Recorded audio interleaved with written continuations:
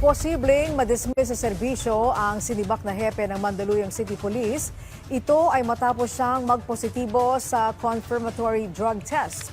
At bukod sa kanya, may 2 pang pulis ang nagpositibo din. Ang sentro ng balita mula kay Patrick De Jesus. Gumugulong na ang pre-charged investigation laban kay dating Mandaluyong Police Chief, Police Colonel Cesar Guerente, matapos nitong magpositibo muli sa confirmatory drug test na isinagawa sa kanya. Unang nagpositibo si Guerente sa random drug test na isinagawa ng NCRPO noong Agosto. Sasampahan siya ng kasong Conduct Unbecoming of a Police Officer kung saan maaari itong madismiss sa serbisyo mula sa pagiging pulis. Una nang sinibak sa pwesto si Guerente kung saan kasalukuyan siyang nasa restrictive custody ng Regional Personnel Holding Accounting Unit ng NCRPO. As a matter of rules po ay meron po siya kakapatan na i-challenge po itong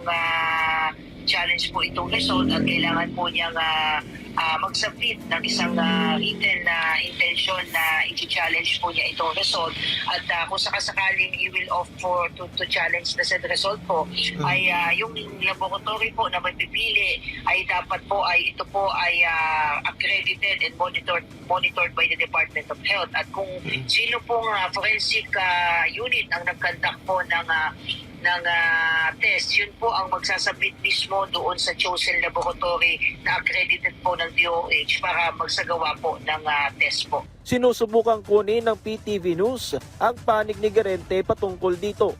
Bukod kay Guerente, 2 pang police non-commissioned officer ang nagpositibo sa confirmatory drug test. Sa ngayon ay higit 700 pulis ng NCRPO na ang sumailalim sa random drug test bilang bahagi ng internal cleansing ng PNP. Ito po yung resulta nung lagi natin sinasabi na hindi tayo titigil na linisin yung ating hanay.